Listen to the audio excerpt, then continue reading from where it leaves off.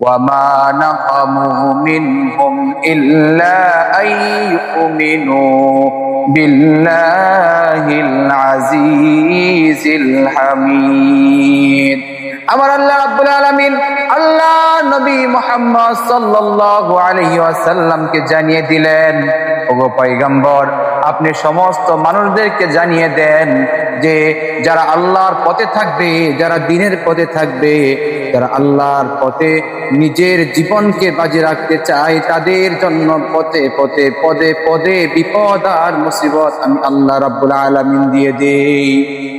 শুধু তা নয়, বিপদ আপদ মুসিবত গুলো দিয়ে আমি আল্লাহ রাব্বুল আলামিন ওই বান্দাকে পরীক্ষা করতে চাই, ওই বান্দা আমি আল্লাহ রাব্বুল আলামিনকে কতটুকু ভালোবাসতে চাই আর কতটুকু ভালোবাসে। এজন্য আল্লাহ রাব্বুল আলামিন কালামুল্লাহর ভিতরে স্পষ্ট জানিয়ে দিলেন, ওয়া মা নাকামু মিনহুম ইল্লা আইয়ুমিনু বিল্লাহিল আজিজিল হামিদ। আল্লাহ রাব্বুল আলামিন এই আয়াতের ব্যাখ্যার ভিতরে মুফাসসিরিনে কেরাম রাসূল আকরাম সাল্লাল্লাহু আলাইহি ওয়াসাল্লামের সাহাবাদের জীবনকে আমাদের সামনে সুন্দর করে পেশ করলেন। সাহাবাদের জীবন কেমন ছিল? সুখ আর দুঃখে জীবন ছিল।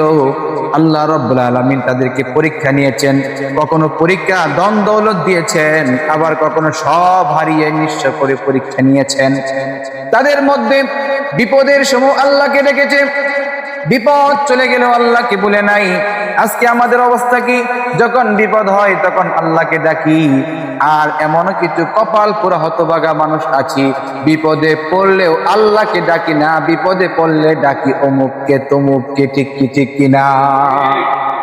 মুসলমান ভাইরা রে আমার, হযরত বিলাল রাদিয়াল্লাহু তাআলা আল্লাহর নবী মুহাম্মদ সাল্লাল্লাহু আলাইহি ওয়াসাল্লাম সাহাবাদেরকে নিয়ে বসে আছেন, শুনতেছেন হযরত বিলাল রাদিয়াল্লাহু তাআলা আনহুর কথা।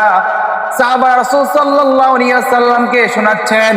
হযরত বিলাল রাদিয়াল্লাহু তাআলা আনহুকে যখন সেই মক্কার কুফাররা তাকে সেই অগ্নিকাণ্ডের ভিতরে শুইয়ে দিল, জ্বলন্ত অগ্নিকাণ্ড, সেই কয়লার ভিতরে শুইয়ে দেওয়া হলো, উপরে বুকের উপরে পাথর চাপা দিল আর বলল, বিলাল, তুই একবারের জন্য মুহাম্মদের ধর্ম ছেড়ে দে, মুহাম্মদকে যে বল, মুহাম্মদের ধর্ম ছেড়ে দিয়ে একবার বল, আমি আগে যা ছিলাম সবগুলা মেনে নিলাম, মুহাম্মদকে মানি না। রাসূল বললেন, এই কথা বলার পরে বিলাল আমার কি বলেছে? সাহাবারা বললেন, ওগো আল্লাহর পয়গম্বর, যখন মক্কার কাফেররা হযরত বিলাল রাদিয়াল্লাহু তাআলা আনহুকে এই কথা বলেছিল, তখন মক্কার কাফেরদের প্রতি উত্তরে বিলাল বলেছিল, ও মক্কার কাফেররা, তোরা আমাকে মেরে ফেলতে পারো, আমার জান চলে যেতে পারে, কিন্তু আমি আল্লাহর পয়গম্বরকে যতটুকু ভালোবাসি পৃথিবীর আর কোনো কিছুকে এতটুকু ভালোবাসি না, জীবন দিয়ে দিতে রাজি, তারপরেও মুহাম্মদের প্রেম আর ভালোবাসা ছাড়তে রাজি না। এত ভালোবেসেছেন হযরত বিলাল রাদিয়াল্লাহু তাআলা। আল্লাহর পয়গম্বর যখন কথাগুলা শুনতেছিলেন, তারপরে খাব্বাব রাদিয়াল্লাহু তাআলা কথা উঠে আসে। হযরত খাব্বাব রাদিয়াল্লাহু তাআলা নুকে মক্কার কুফাররা কি পরিমাণে নির্যাতন করলো, তার জীবনটাকে নস্যাৎ করে দেওয়ার জন্য মক্কার কাফেররা লেগে গেল। হযরত খাব্বাব রাদিয়াল্লাহু তাআলা নুকে অগ্নিকাণ্ডের ভিতরে প্রায় ফেলে দিবে এমন অবস্থার ভিতরে হযরত খাব্বাব রাদিয়াল্লাহু তাআলা নুকে এই অগ্নির সেই অগ্নিশিখাময় বিভীষিকাময় অবস্থা তার জন্য শুরু হয়ে গেল, যন্ত্রণা দেওয়ার জন্য। হযরত খাব্বাব রাদিয়াল্লাহু তাআলা আনহুকে লোহা গরম করে দিয়ে তার জিহ্বা দিয়ে বের করে দিয়েছে আর বলল, খাব্বাব রে, তুই একবার বল, মুহাম্মদকে ভালোবাসি না, আল্লাহর ধর্মতে, আল্লাহর এই মনোনীত ইসলামকে ভালোবাসি। খাব্বাব তখন বলল, ওগো মক্কার কাফেরেরা, আমাকে আল্লাহ রাব্বুল আলামিন একটা মাত্র প্রাণ দিয়েছে, আমাকে যদি সেই মহান রব্বে কারীম আমাকে 100টা প্রাণ দিত, আমি 100 বার সেই প্রাণ আল্লাহ আল্লাহ রাসূলের জন্য উৎসর্গ করে দিতে পারতাম। 1000 যদি আমাকে প্রাণ দেওয়া হতো, 1000 প্রাণকে আমি আল্লাহ রসুলের জন্য, আল্লাহ এবং আল্লাহ রসুলের মহাব্বতে বিসর্জন দিতে পারতাম। এজন্য মুসলমান ভাই, আল্লাহর প্রেমে, রাসূল সাল্লাল্লাহু আলাইহি ওয়াসাল্লামের প্রেমে, তার মহাব্বতে যে ব্যক্তির দিল কাঁদে না, সেই ব্যক্তি কোনো দিন মুমিন মুসলমান হতে পারে না। ও মুসলমান ভাইরা রে আমার, আম্মার ইবনে ইয়াসার রাদিয়াল্লাহু তাআলা আনহুর কথা রাসূল আকরাম সাল্লাল্লাহু আলাইহি ওয়াসাল্লাম শুনতেছিলেন। হযরত আম্মার ইবনে ইয়াসার রাদিয়াল্লাহু তাআলা রাসূল আকরাম সাল্লাল্লাহু আলাইহি ওয়াসাল্লামের জলিলুল কদর একজন সাহাবী ছিলেন। সেই আম্মার ইবনে ইয়াসার রাদিয়াল্লাহু তাআলা আনহুকে যখন মক্কার কাফেররা ইসলাম ধর্ম গ্রহণ করার কারণে নির্মমভাবে নির্যাতন শুরু করে দিয়েছিল, আল্লাহ নবী মুহাম্মদ সাল্লাল্লাহু আলাইহি ওয়াসাল্লাম সাহাবাদের কাছ থেকে শুনতেছিলেন আম্মার ইবনে ইয়াসারের কথা। আম্মার ইবনে ইয়াসার, মক্কার কাফেররা তাকে কিভাবে নির্মমভাবে যন্ত্রণা দিয়েছিল, কষ্ট দিয়েছিল। মুসলমান ভাইরা রে আমার, হযরত আম্মার ইবনে ইয়াসার রাদিয়াল্লাহু তাআলা আনহুর দুইটা পায়ের ভিতরে দুইটা রশি লাগিয়ে দেওয়া হলো, আর সেই দুইটা রশির মাথাগুলা দুইটা উটের সাথে গিয়ে দুইটা উটকে দুই দিকে ছেড়ে দেওয়া হলো। আম্মার ইবনে ইয়াসার রাদিয়াল্লাহু তাআলা আনহু এবার মাঝখানে দাঁড়িয়ে আছেন, দুইটা উটের রশি একটা এদিকে আরেকটা এদিকে টান দিচ্ছে। আম্মার ইবনে ইয়াসার রাদিয়াল্লাহু তাআলা আনহু তার শরীর ছিঁড়ে যায় এমন অবস্থার ভিতরে মক্কার কাফেররা জিজ্ঞেস করলো, ওগো আম্মার ইবনে ইয়াসার, তুই একবার মুহাম্মদকে ঘৃণা কর, আমি তোদের সব দুঃখ কষ্ট দূর করে দিয়ে দেব। আম্মার ইবনে ইয়াসার রাদিয়াল্লাহু তাআলা তখন ডাক দিয়ে বলল, ওগো মক্কার কাফেররা, আমার জীবন দিয়ে দিতে পারি, তারপরেও মুহাম্মদের প্রতি যে পরিমাণ আমার ভালোবাসা আছে, আল্লাহর পয়গম্বরের প্রতি যে মহব্বত আমার আছে, আল্লাহর প্রতি যে ভালোবাসা আছে, জীবন দিতে রাজি, তারপরেও ঈমান ছাড়তে রাজি না। কেমন ঈমানওয়ালা ছিলেন সাহাবারা, যেই কারণে নিজের জানটা পর্যন্ত দিয়ে দিতে রাজি হয়ে গেল। ও মুসলমান, আল্লাহর পয়গম্বর যখন কথাগুলো শুনতেছিলেন, আম্মার ইবনে ইয়াসারের কথা, হযরত বিলাল রাদিয়াল্লাহু তাআলা আনহুর কথা, হযরত খাব্বাব রাদিয়াল্লাহু তাআলা আনহুর কথা, রাসূল আকরাম সাল্লাল্লাহু আলাইহি ওয়াসাল্লামের চোখ দিয়ে যখন পানি ঘর ঘর করে পড়তেছে।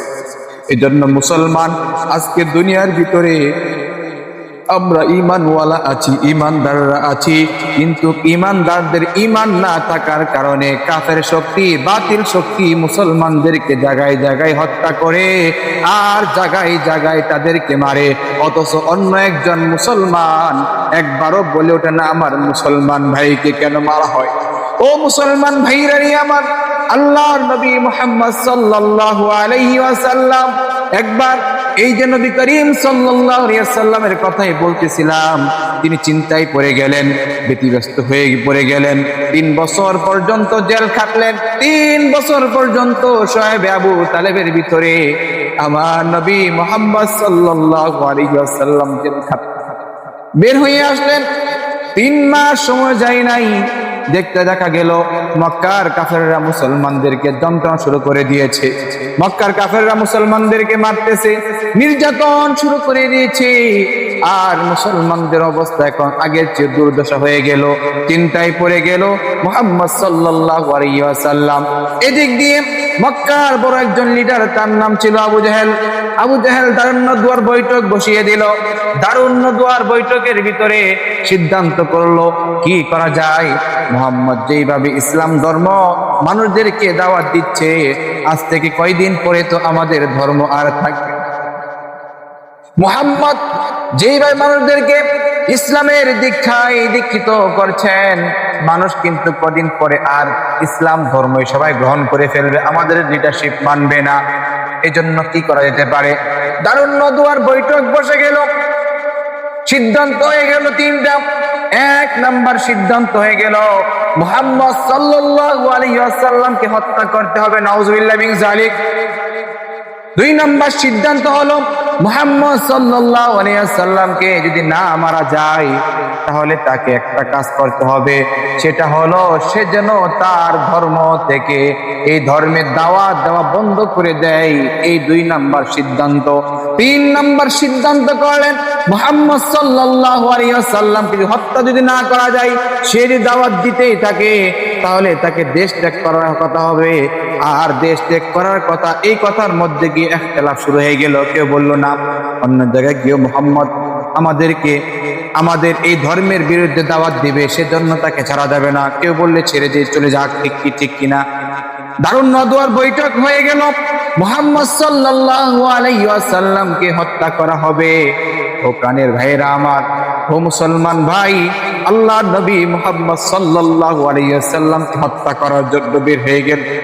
অনেক লম্বা আলোচনা, দীর্ঘ লম্বা আলোচনা আপনাদের সামনে সংক্ষিপ্ত করে বলছি। আল্লাহ নবী মুহাম্মদ সাল্লাল্লাহু আলাইহি ওয়াসাল্লাম আসমানের দিকে তাকাইলেন, ডাক দিয়ে বলেন, ওগো আরশের মালিক আল্লাহ, জমিনের মালিক আল্লাহ, সব কিছু তুমি দেখতেছো, সব কিছুই তুমি জানতেছো গো আল্লাহ। তোমার কাছে ফরিয়াদ জানাই, এই সব কিছু তোমার পক্ষ থেকে উত্তম ফয়সালা তুমি আল্লাহ করে দাও। আল্লাহ রাব্বুল আলামিন সাথে সাথে বিশ্বনবী মুহাম্মদ সাল্লাল্লাহু আলাইহি ওয়াসাল্লামকে জানিয়ে দিলেন, লা তাহজান ইন্নাল্লাহা মা'ানা।